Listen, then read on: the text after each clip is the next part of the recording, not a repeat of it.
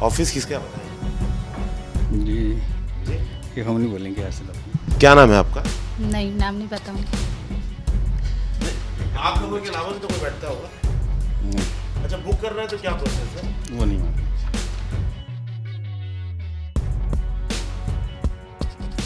यही वो भवन है शताब्दी नगर का, जिसे लेकर नगर निगम की सामान्य सभा में भारी हंगामा मचा है और आरोप लगाया जा रहा है कि पूर्व मंत्री के परिजनों के कब्जे में ये भवन है और लगभग 1 करोड़ रुपए इस भवन में कब्जा कर दिया गया और बिना ही आदेश के, बिना सामान्य सभा में पास किए, बिना अनुमति के राजश्री सद्भावना भवन समिति को ये जो भवन जो है अलॉट कर दिया गया। जो 1 करोड़ रुपए सरकारी पैसा था वो पूरा पैसा इस भवन में लगा दिया गया। अब यहाँ पर जो कार्यालय जो है संचालित किया जा रहा है किसी समिति का, तो आप देखेंगे अभी भी यहाँ पर जो तस्वीरें और सारी चीज़ें हैं वो निजी लगी हुई हैं, प्रिंटर मशीनें यहाँ पर चल रही हैं। तो कुछ लोग हैं यहाँ पर, उनसे बात करेंगे। तो यहाँ पर तमाम लोग हैं। ये किसका है समिति का भवन, ऑफिस किसका बताएं? जी ये हम नहीं बोलेंगे ऐसे लोग। ये इस भवन में होता क्या है बताएंगे? प्लीज़ सेंड कीजिए। नहीं, इस समिति में, क्योंकि कम्युनिटी भवन बताया जा रहा है। अच्छा, आपका नाम बता देंगे? नो। हाँ, तो देखिए ये सारी चीज़ें हैं, केबिन और सारी चीज़ें यहाँ पर बनाया गया है और हम आपको जायज़ा दिखाएंगे। ये देखिए, अच्छी बात है अगर ये पब्लिक के काम आ रहा है तो, लेकिन फिलहाल नगर निगम, देखिए नगर निगम का पैसा है, स्मार्ट सिटी का पैसा है, बताया जा रहा है इसका दुरुपयोग किया गया है। बहुत ही आलीशान लग्जीरियस ये जो है ऑफिस बनाया गया है। ये कायदे से मिलना था पब्लिक को। किसी के यहाँ सगाई है, कोई वैवाहिक कार्यक्रम है, धार्मिक कार्यक्रम है, वो पैसा कहाँ कहाँ खर्चा किया गया है। ऊपर हम चलते हैं, कोशिश करेंगे। आरोप और प्रत्यारोप जरूर इसमें वो हुआ है, मगर वास्तविकता अभी इसमें ये नहीं है कि वास्तविकता वहाँ पर अभी किसका कब्जा है। अगर भवन अच्छा बना है तो ये हो सकता है मल्टी उसके लिए बना हो, मगर अगर वहाँ पर किसी का कब्जा है तो गलत है। मैं इस चीज़ को किसी को बचा नहीं रहा हूँ। अगर वहाँ गलत है तो वहाँ पर हम जरूर कार्रवाई करेंगे। हमने कोई भी अधिकारी जो इसमें अगर सम्मिलित पाया गया तो उसको सीधा कार्य से मुक्त किया जाएगा, चाहे फिर वो कोई भी। फिलहाल बता रहे हैं ताला लगा दिया गया है ऊपर भी, क्योंकि आरोप है कि डबल बेड लगाया गया है, एसी है, बहुत सारी टीवियाँ हैं, अलमारी है, तो तमाम चीज़ों को लेकर आरोप लग रहे हैं। सबसे बड़ी बात है इस पर कोई जवाब नहीं दे पा रहा है, लेकिन एक जवाब कांग्रेस के एमआईसी सदस्य ने दिया है कि ये भवन किसी को अलॉट नहीं किया गया है और ये किसी के कब्जे में है। जब कांग्रेस के एमआईसी सदस्य खुद ऐसा कह रहे हैं तो अपने आप में बहुत बड़ी बात है।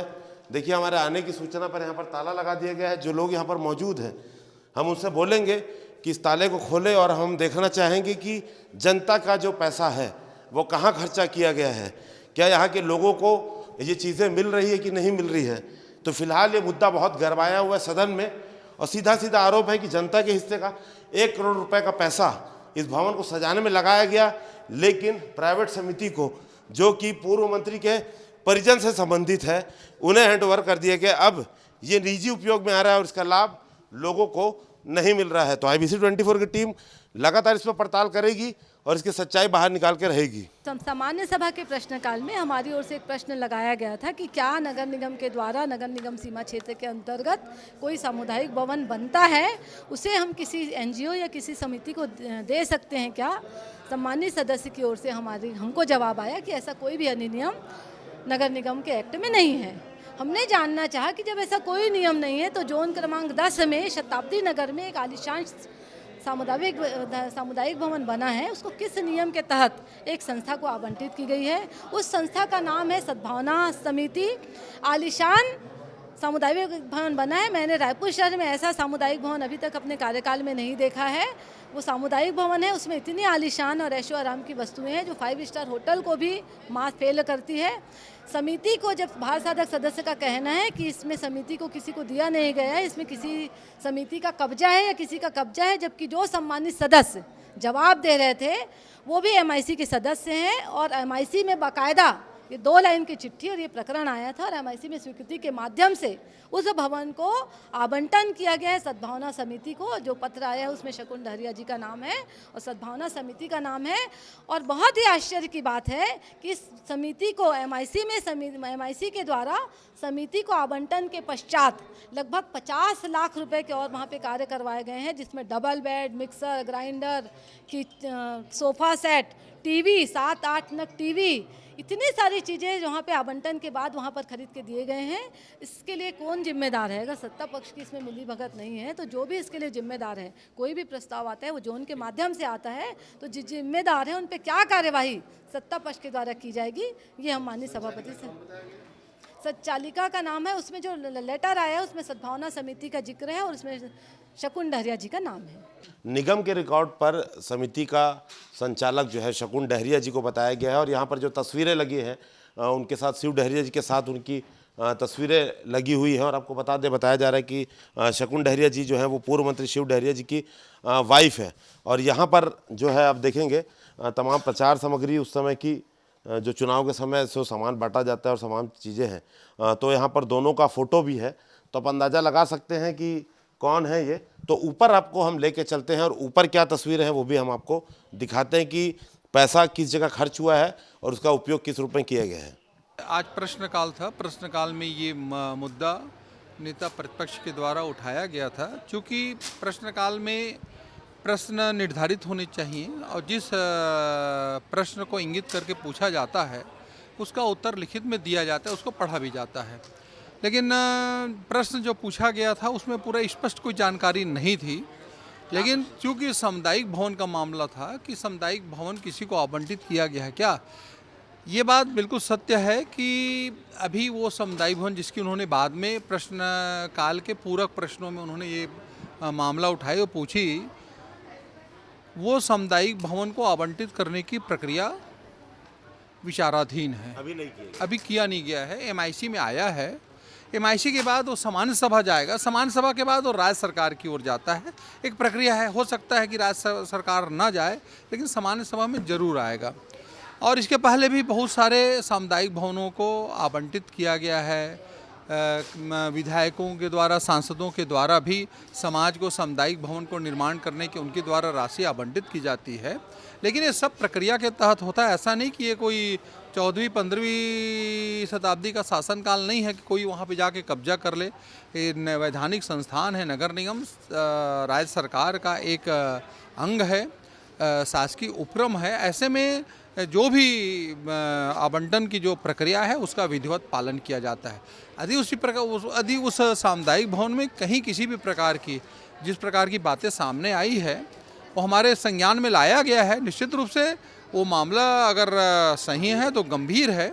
हम इसकी जांच कराने की बात सभापति के माध्यम से कही है। मुझे ऐसा लगता है कि माननीय कमिश्नर जी को हम लोगों ने निर्देशित किया है तो इस पूरे मामले को जांच करके फिर उसको एमआईसी के माध्यम से जब भी सामान्य सभा हो सदन में रखा जाए, उसकी जानकारी सारे सदस्यों को दी जानी चाहिए। देखिए, सीधी कॉमन सेंस की बात है। अगर ये सामुदायिक भवन है तो यहाँ पर बुकिंग होती होगी, बुकिंग के लिए नंबर होता होगा, बस लिख दिया गया कि सामान्य सभा बुकिंग के लिए नियम क्या है। लेकिन भवन की बुकिंग कैसे होगी इसका जवाब हमें कोई नहीं दे रहा है। यहाँ पर जो कर्मचारी है उनसे बात करेंगे। दीदी, ये बुक कर रहे हैं तो क्या कर सकते हैं, कैसे बुक कर सकते हैं? नहीं जानता भैया मैं। तो आप यहाँ काम कर रहे हैं, कुछ तो काम कर रहे हो? काम बस करती हूँ भैया, लेकिन उतना नॉलेज नहीं है मेरे को। बुकिंग कौन करता है नहीं मालूम है। कितने दिन से काम कर रहे हैं आप यहाँ? अभी ज़्यादा दिन नहीं हुआ भैया, कम दिन हुआ। कितना दिन हुआ? 6 महीने, 8 महीने? 1 साल हो गया सर। 1 साल हो गया। 1 साल में एक बार भी बुकिंग हुई है यहाँ पर? अभी तो नहीं हुआ, एक बार नहीं पता। देखिए, 1 साल में एक भी बुकिंग नहीं हुई है। 1 करोड़ रुपए का भवन है, कॉलोनी का नाम से लिखा हुआ है, तो कौन बुक करता है? नहीं मालूम मेरे को। कर्मचारी होगा कोई? नहीं पता। क्या नाम है आपका? नहीं, नाम नहीं बताऊंगी। अरे आपका नाम पूछो। नहीं। देखिए, ये 1 साल से काम कर रही है और यहाँ बुकिंग कौन करेगा इन्हें इसकी जानकारी नहीं है। ये बता रही है, नाम भी नहीं बता रहे हैं। तो प्रिंट लगातार निकल रहे हैं और ऑफिस यहाँ पर संचालन हो रहा है। हम दोबारा उनसे बात करेंगे कि आखिर बुक करना है तो कैसे करें। अगर किसी को शादी या धार्मिक या वैवाहिक कार्यक्रम के लिए, क्योंकि ये तो नीचे पूरा ऑफिस बना हुआ है समिति का, इसे भी आप बुक कैसे कर सकते हैं? अभी जैसे कॉलोनी वाले आएंगे तो बुक कैसे कर सकते हैं? कोई जानकारी का नंबर कुछ तो होगा। अच्छा, आपके अलावा भी कोई यहाँ बैठता है क्या? उतनी तो जानकारी दे दी है। नहीं, आप लोगों के अलावा भी तो कोई बैठता होगा। नहीं, अच्छा, बुक कर रहे हैं तो क्या प्रोसेस है? वो नहीं मालूम। देखिए, जो लोग यहाँ बैठे हैं समिति के लोग, वो कह रहे हैं कि बुक कैसे होगा इन्हें मालूम नहीं है। अच्छा, लास्ट टाइम कब बुक हुआ था ये बता पाएंगे भैया? नहीं मालूम। तो नहीं मालूम, जो महिला कर्मचारी है बता रही है कि 1 साल में तो आज तक उन्होंने बुकिंग देखी नहीं है। तो साफ सीधा मामला है कि जो आरोप नगर निगम में लग रहे हैं, नेता प्रतिपक्ष ने लगाए हैं कि समिति को दे दिया गया है, और सीधा सीधा मामला है कि किसी व्यक्तिगत, तो या तो सीधा कहें कि जो पूर्व मंत्री शिव डहरिया जी हैं उनकी पत्नी को लेकर आरोप लग रहे हैं सीधे सीधे। तो फिर से आपको तस्वीरें दिखाते हैं। पब्लिक बहुत समझदार है, सब जानती है, खुद आप अंदाज़ा लगा सकते हैं कि आखिर जनता का पैसे का किस तरह से दुरुपयोग किया जा रहा है। ये आरोप बड़ा है, देखते हैं इस पूरे मामले में क्या खुलासा होता है। IBC 24 की टीम लगातार इस पर फॉलोअप लेती रहेगी, और अगर आप इस खबर को YouTube प्लेटफॉर्म पर देख रहे हैं, हमारे खबर मैदानी में देख रहे हैं, तो ज़रूर इसे सब्सक्राइब कीजिए और शेयर कीजिएगा। कैमरामैन धर्म साहू के साथ संदीप शुक्ला, IBC 24 रायपुर।